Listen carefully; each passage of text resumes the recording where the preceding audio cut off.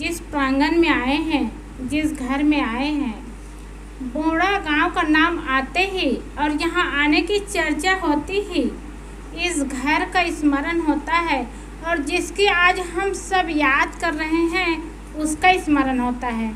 क्यों स्मरण होता है? डॉक्टर कैसे थे आप सब लोग जानते हैं। उस ज़माना में डॉक्टर चौथी क्लास में पढ़े थे।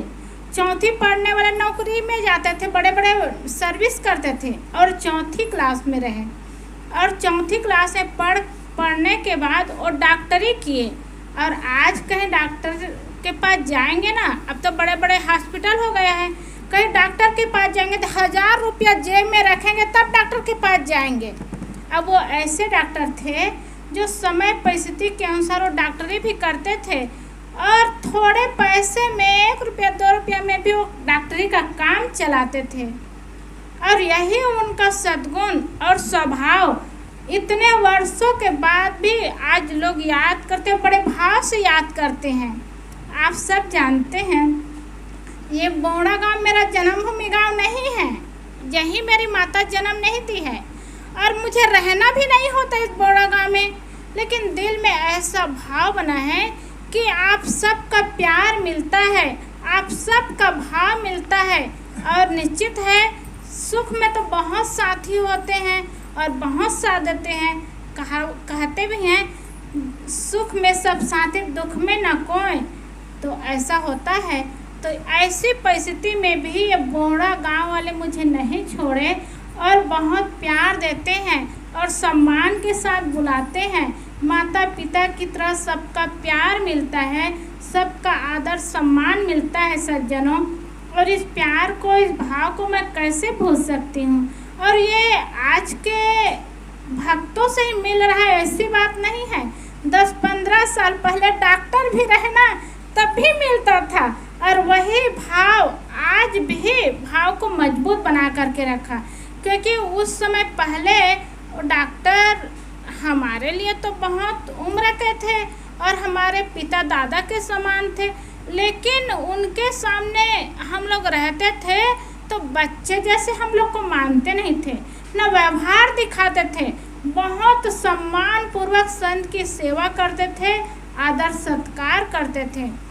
और माता भी सीधी साधी रही, ज़्यादा बोलती नहीं थी और शायद अपनी बहुओं से तो कभी झगड़ा नहीं की होगी, क्योंकि उनका स्वभाव भी ऐसा था, बहुत ज़्यादा बोलने वाली और बड़बड़ाने वाली ऐसा स्वभाव था ही नहीं, चुप रहने वाली और चुप शांत रहने वाली ऐसा स्वभाव माता का भी था और पिता का भी था। दोनों बहुत अच्छे थे और उसके साथ साथ इस संतों को जोड़े, ये बहुत बड़ी बात है। और सब लोग याद भी करते हैं संत जब जुड़े और जोड़े तो हम लोगों को सबको जोड़ दिए। देखो बढ़े के यहाँ गए तो बढ़े जी खुद याद कर रहे थे और ध्यान दे रहे थे कि डॉक्टर साहेब हम सबको जोड़े हैं, तो उनको सब लोग याद करते हैं। यही बहुत बड़ी बात है सज्जनों। और ऐसा भाव, ऐसा प्रेम सबके दिल में है और ऐसा बना रहे, यही विशेषता है। इस घर में भी हंसू भैया, प्रहलाद भैया, आप दोनों के अंदर में यही भावना है और ऐसे भाव बना रहे तो अब जो उनके बच्चे हैं, दिनेश है, शिवेंद्र है, विनय है, इन लोग को भी वही प्रभाव पड़ेगा, क्योंकि डॉक्टर साहब का प्रभाव उनके बच्चों को पड़ा तो उनके बच्चों का प्रभाव तो उनके बच्चों को पड़ेगा। क्योंकि अभी भी यहाँ बैठते हैं सत्संग में ना, जैसे शिवेंद्र, दिनेश, विनय बैठते हैं तो केवल बैठे नहीं रहते और चंचल स्वभाव से भी नहीं बैठे रहते, बैठते हैं तो क्या कह रही हूँ ये सब सुनते हैं और ध्यान देते हैं। यही धीरे धीरे भाव बनता है और हृदय में जगह बनाते हैं कि संतों को कैसे मानना चाहिए, संतों के प्रति कैसे प्रेम होना चाहिए। और जितना प्रहलाद भैया, हंसू भैया जो कर रहे हैं ना, उसका परिणाम यही आएगा कि उनके बच्चे अच्छे होंगे, क्योंकि डॉक्टर जी जितना किए उसका परिणाम यही आ रहा है कि उनके बच्चे कैसे क्या कर रहे हैं। इसलिए हंसू भैया, प्रहलाद भैया का जीवन, व्यवहार और स्वभाव, इसका परिणाम उनके बच्चों को आएगा। इसलिए आज भी भैया लोग अच्छे हैं और डॉक्टर को बहुत याद करते हैं। डॉक्टर को तो तहे दिल से मेरा भाव बना रहता है, यादगिरी रहती है। और मुझे लगता है कि जब तक शरीर रहेगा ना और बोड़ा गाँव में आना जाना रहेगा, डॉक्टर को मैं नहीं भूल पाऊँगी, क्योंकि डॉक्टर का प्यार ही इतना मिला था, भाव ही इतना मिला। उस समय जब शुरू में आई थी तब तो प्रहलाद भैया, हंसू भैया का स्मरण नहीं मुझे, क्योंकि ज़्यादा प्रहलाद भैया, हंसू भैया से मिलना नहीं होता रहा होगा शुरू की बात। लेकिन डॉक्टर तो मेरे साथी भी रहे, मेरे माता पिता भी रहे और मेरे मित्र भी रहे। ऐसे डॉक्टर का भाव था, प्रेम था, सबसे मिलजुल कर, सबसे बढ़िया व्यवहार करके और बढ़िया ढंग से रहते थे। इसलिए भैया लोगों का बहुत बड़ा कर्तव्य है। अब सब लोग तो जुड़ ही गए हैं आप लोगों से, संतों का भाव भी बन गया है और आप सब में प्रेम है ना, ये आप लोग की बहुत बड़ी विशेषता है, क्योंकि ऐसा प्रेम बना रहेगा तो बच्चों को तो प्रभाव पड़ेगा ही और इस गांव में भी प्रभाव पड़ेगा। ये बहुत बड़ी बात है। आज जो प्रेम है सब लोग जानते, सब याद भी करते हैं, इतना प्रेम है करके। और यही प्रेम रहते रहते शरीर शांत हो जाएगा तो लोगों के लिए कितना उदाहरण बनेगा। और इसका स्पष्ट उदाहरण मैं अपने कान से सुनी हूँ, सब लोग देख भी रहे हैं, मैं सुनी भी हूँ। अब कहने की बात तो नहीं है, मेरे प्रहलाद भैया यहीं बैठे हैं, लेकिन समय आता है तो बात हो ही जाती है। जब हमारे यहाँ प्रहलाद भैया गए थे ना, तो प्रहलाद भैया कहे थे, उस समय भैया थोड़ा ठीक था, कहीं जाना आना होता भी था, हम लोग भी कहते थे भैया आप मत जाया करो, तो भैया ठीक रहे। तो भैया धमतरी चले जाते थे गाड़ी में, तो प्रहलाद भैया से चर्चा हुई, तो प्रहलाद भैया कहे, साहेब मुझे बहुत पीड़ा होती है, मुझे लगता है कि भैया कहीं ना जाए, लेकिन बड़े हैं इस कारण मैं नहीं कह पाता हूँ। लेकिन रहा नहीं गया तो एक दिन मैं कहा कि आप कुछ काम हो तो बच्चों को बता दिया करना, आप मत जाया करना। ऐसा मुझे लगता है, मुझे बहुत पीड़ा होती है। तो सज्जनों, आप सबके बीच में कह रही हूँ, तो केवल प्रहलाद भैया का केवल शब्द नहीं था, उनका भाव था। और अपने भाव से ऐसा कहे कि जैसे अपने पिता को मानते थे बालक राम डॉक्टर को, वैसे प्रहलाद हंसू भैया को मानते हैं। यही उनका भाव है कि वो खुद अपने शब्दों से कहे, शायद खेती बाड़ी का काम तो मैं खुद कर लेता हूँ, सब काम हो जाएगा, बस मेरे भाई बढ़िया रहे। ये कितनी बड़ी बात है सज्जनों, कितनी अच्छी बात है और दिल में कितना सुंदर प्रेम है। और ऐसे प्रेम बना रहेगा ना तो शरीर रहते तक तो सुंदर जीवन होगा ही। और शरीर के चले जाने, एक दिन तो जाना ही है, सबको जाना पड़ता है, जाने के बाद भी लोग याद करेंगे कि कितना सुंदर प्रेम और भाव का जीवन रहा। इसीलिए तो उदाहरण देते हैं ना, भगवान राम का उदाहरण क्यों आता है, इसीलिए कि केवल भगवान राम ही भाई राजा नहीं थे, बड़े बड़े राजे महाराजे हुए और बड़े बड़े धनी और ज्ञानी हुए, लेकिन राम भगवान क्यों बने, इसीलिए कि चारों भाइयों में कितना सुंदर प्रेम था। जब चारों भाइयों में प्रेम था, भगवान राम का जब उनकी शादी हुई, चारों भाइयों में शादी हुई और वापिस आते ही पहले दिन तो यही सुनने को मिला कि वो राजा बनेंगे। और शाम को सब तैयारी हुई थी और सुबह होते ही यही बात हुई कि 14 वर्ष का वनवास होगा। तो भैया लक्ष्मण को कितना क्रोध है, कितना गुस्सा आया, अगर आप कहे पिताजी तो मैं राजा दशरथ को बाण से मार दूंगा। यहाँ तक कहे, भाई के लिए प्रेम था, लेकिन पिता के प्रति उसके हृदय में उतना प्रेम नहीं बना ऐसे शब्दों को सुन करके। लेकिन राम उनको मना किए, नहीं भाई ऐसा नहीं कहना चाहिए, वो हमारे पिताजी है, उनकी मजबूरी है, वो मानते हैं, उनके दिल में प्रेम है, हम लोग को माता पिता के आज्ञा का पालन करना चाहिए। और भाई लक्ष्मण भी राम के साथ वनवास चले गए, एक कम बड़ी बात है। आज भाई को तकलीफ और दुख हो ना तो जाओ, ऐसे कर्म किए हैं इसलिए जाना पड़ा है, जाओ ऐसे कहेंगे और हंस करके उसकी विदाई करेंगे। लेकिन जहाँ भगवान राम गए वहाँ उनके भाई लक्ष्मण भी गए। सज्जनों, ये बहुत बड़ा उदाहरण एक पारिवारिक जीवन में मिलता है। राम लक्ष्मण को तो वनवास हुआ लेकिन भरत जब आए अपने मामा के यहाँ से, अब और उनके पिताजी का शरीर छूट गया था, उसमें आए तो देखे कि भैया राम नहीं है, लक्ष्मण है, तो हालचाल पूछे। पता चला कि उनको वनवास हो गया है।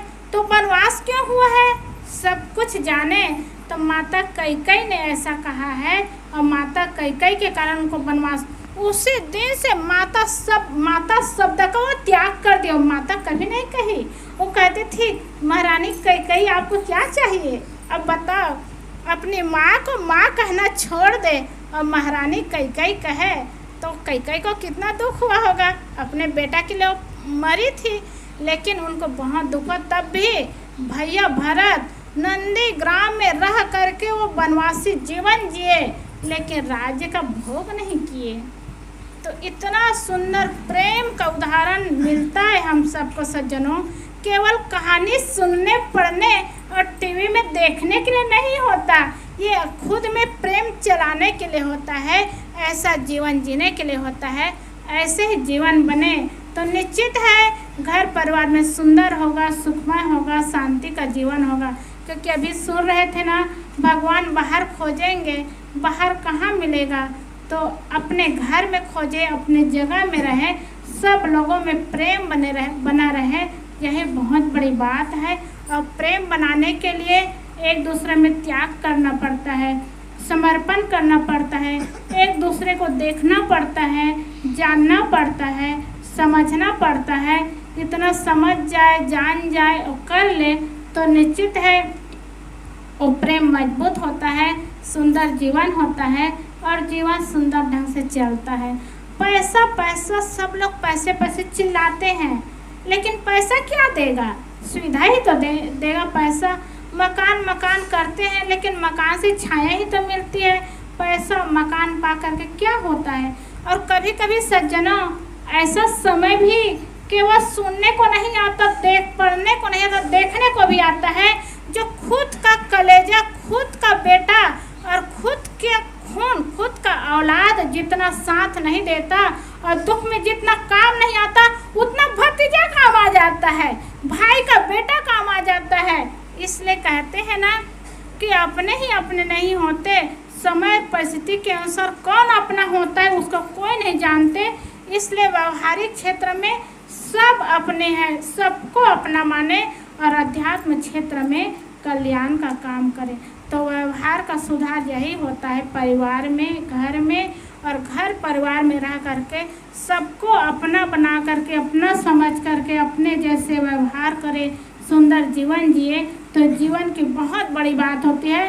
और ये केवल इस घर के लिए केवल कहानी नहीं बन गई है, शब्द ही नहीं बन गया है, इस घर का उदाहरण डॉक्टर जी से देखने को भी मिला कि डॉक्टर जी सबके साथ सुंदर व्यवहार करते थे, सुंदर प्रेम करते थे और बच्चों के लिए सुंदर संस्कार बनाने के लिए सुंदर जीवन जिए और सुंदर संस्कार बनाए। तो इस घर में अभी जो प्रहलाद भैया है, हंसू भैया है, उनके लिए भी यही समय आ गया है कि उनके बच्चे बड़े बड़े हो गए हैं और देखो एक बहू भी आ गई है और एक बेटे की शादी हो गई है। अब ये लोग केवल कहानियाँ सुनने से इन लोग को समझ में नहीं आएगा, न मानेंगे, जो जैसे जिएंगे, जैसे देखेंगे उसी से उनके जीवन में बात टिकेगी और वैसे जीवन बनेगा। और ये जो बहू आई है ना, इस घर की लक्ष्मी है और ये लक्ष्मी तो इतनी अच्छी है, ये दोनों सास को अलग अलग नहीं मानती है, माँ माँ कह के दोनों से प्रेम करती है, दोनों के प्रति भाव बनाती है और यही भाव बनी रहेगी और ऐसे ही भाव बना रहेगा तो सबका जीवन कितना सुंदर रहेगा, कितना अच्छा लगेगा। देख करके भी नहीं लगता, कोई जानते भी नहीं, बाहर के लोग आएंगे ना तो ये दुर्गेश्वरी छोटे की बहू है कि बड़े की बहू, ये भी नहीं जानेंगे, क्योंकि दोनों से प्यार मिलता है और दोनों को सम्मान देती है। इसलिए ऐसा भाव नहीं है कि यही हमारी सास है तो इनको हम माने, ये हमारी बड़ी सास है, हमारी सास की जेठानी है तो इसका ना माने, ऐसा इनके अंदर भाव ही नहीं रहता। क्योंकि मैं इस घर में रहती तो जानती, ऐसी बात नहीं है, आदमी के व्यवहार और बातों से भी देखने को मिलता है। अब घर में दो ससुर हैं एक बड़े ससुर है और एक खुद का ससुर है, लेकिन इनके मन में ऐसा नहीं कि यही मेरे ससुर है, इनका ही सम्मान करूँ, इतना ही इनका ही प्रेम करूँ, आदर करूँ, ऐसा भाव नहीं है।